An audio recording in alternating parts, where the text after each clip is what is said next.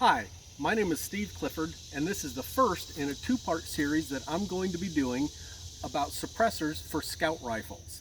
In this first video, I'm going to be talking about why you would want a suppressor on a scout rifle in the first place, and some things you can do with your gun to get it ready for a suppressor. And in the second video, I'm going to be reviewing two different suppressors that might be appropriate for a scout rifle. So let's just get started with the elephant in the room. Why would you want a suppressor on a scout rifle in the first place? The whole idea of a scout rifle is to have a general purpose rifle that is good at just about everything, gives you the maximum opportunity to use your rifle, and part of that criteria that goes into that is to make the gun as compact and as lightweight and as handy as possible. And if you start screwing devices onto the end of your barrel, you've just made the gun less compact, less lightweight, and definitely less handy. So if you're going to do this, there better be a pretty good reason for it, and it better enhance the general purpose capabilities of the rifle. So it would be my argument that that reason does exist, at least it does for me, and I'm going to describe why I chose a suppressor, and then you can decide if it makes sense for you. I live here in Central Virginia. Central Virginia is farm country. I hunt on a farm, and if you've ever hunted on a farm, you know that what comes with farms is farmhouses. Sometimes several farmhouses on a single piece of property. And the people that live in those farmhouses aren't necessarily the people that signed your permission slip. They might not even like the person that signed your permission slip. They might not know you. They might be even hostile to hunting. Probably not if they live on a farm, but they might not be all that crazy about the idea. So if you go out and in your scouting, you find just the perfect spot to set up your stand, and it's in a bottleneck between a feeding area and a bedding area, and you decide this is where I have the best chance of getting my trophy buck, and then you realize that you're about 110 yards away from somebody's living room, you've got some decisions to make.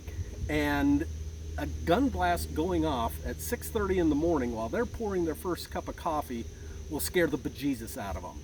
And it's not polite, and it will make enemies. Say mom just came home from work or picked up the kids from school. She's making dinner, kids are working on homework at the kitchen table, and you take that shot. There's going to be terror in that household. So in order to reduce your impact on those on the farm, having a suppressor makes a whole lot of sense. It's the polite thing to do. They might still hear the gun blast depending on which suppressor you have, but at least it's not going to be that god-awful boom that really does scare people. So keeping peace on the farm where you hunt is the number one reason for me. The next thing has to do with just shooting in general. I'm standing right now on my range. The range is in the back part of the property. It's a beautiful piece of woods. You can look down there, and there's a swamp through the woods. And on the other side of that swamp is a high school and a middle school less than a mile away. There's also a couple of neighborhoods not too far away. Now the county ordinances around here are such that I can shoot. I'm completely legal to shoot. All of my targets are downhill. All of my targets are in places where I'm not going to be hurting anybody. It's a safe place to be. But if I'm back here doing some practice and some drills, I can easily go through 60, 80, even 100 rounds in an afternoon. If I'm putting 100 rounds downrange in an afternoon, they're going to notice, and it might scare people. Even people who are shooters are going to get irritated by it. I would rather not irritate my neighbors. I would rather not scare my neighbors. I would rather that people don't have a negative view of guns and gun owners because of my actions. So in order to be a good neighbor while I'm shooting, the suppressor makes a lot of sense. They may not hear the shot at all, and if they do hear it, it's going to be muffled. They might think it's further away than it is. They might think it's a 22, and for some reason people just aren't worried about 22s. Go figure. So those reasons are my impact on others. Now when you're hunting, what I have discovered is that there's a huge advantage to having a suppressor, specifically for deer hunting. When I'm out in the woods and I see a deer, bring the gun up, get a good sight picture, get a good trigger pull, the blast goes off, that huge concussion. I don't hear a thing, I get auditory exclusion, then I have a ringing in my ear, and I can see the deer's tail going through the woods. That's normal. Did I hit it? Probably. But when I go and start looking for blood, if I don't find the deer right away, there's an immediate question. Was that shot as good as I think it was? Did I hit a branch? Was there something in the way? Did I flinch and not realize it? It causes a crisis of confidence. But with a suppressor, you don't get that, because you can actually hear the impact of your bullet on the deer. A bullet hitting flesh makes a very distinct sound. You won't mistake it for anything else. So when you pull that trigger, you don't get the blast, you don't get that auditory exclusion or the ringing, and you actually know, absolutely, I hit that deer.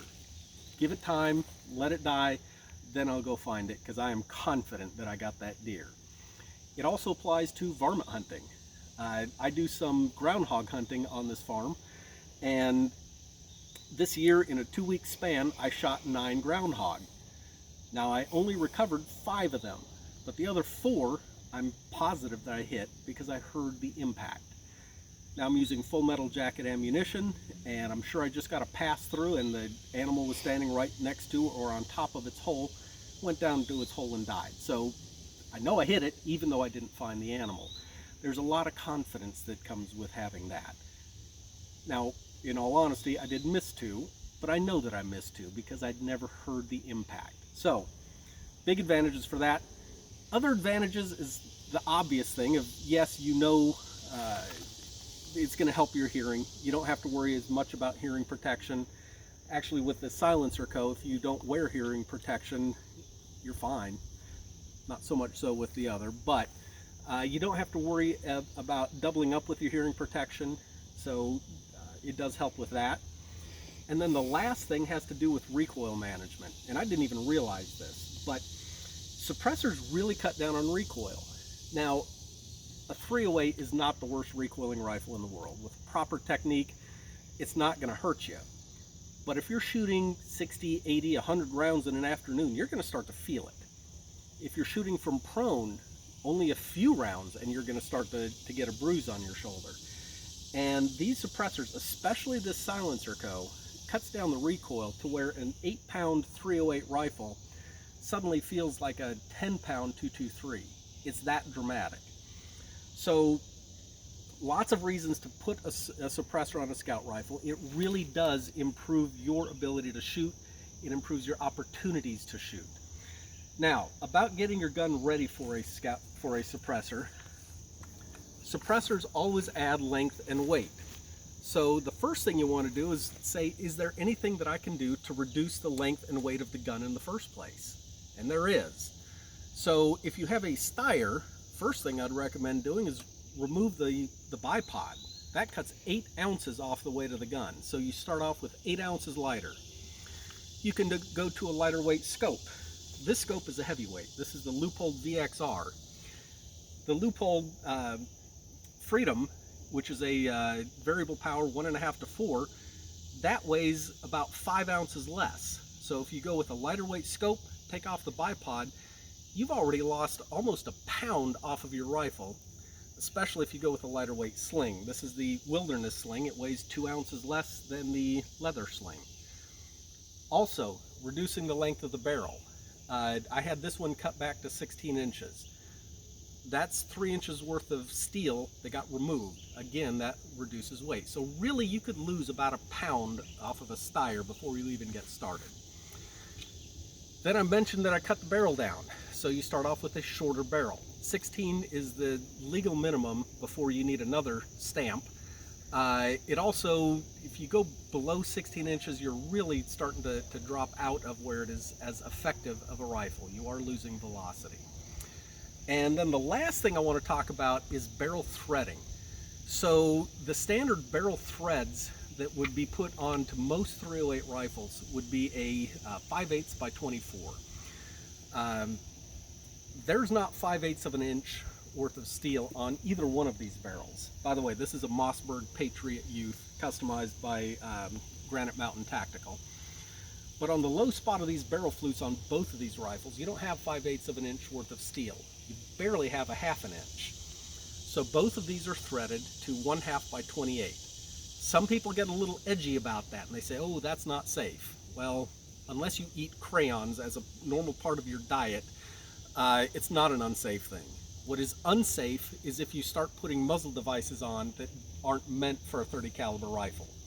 If you take the birdcage flash hider off of your AR-15, it will fit on here, but you'll blow it up because the hole in the end just isn't big enough to pass a .30 caliber bullet. If you put a suppressor that is not rated for a .308, you're going to blow it up. So stick with things that it's meant to go through that muzzle device and you'll be fine. So anyway, that covers our first video, and I hope that you enjoyed it. If you did, please feel free to share this on your social media sites, and like and subscribe to my channel. Thank you for watching.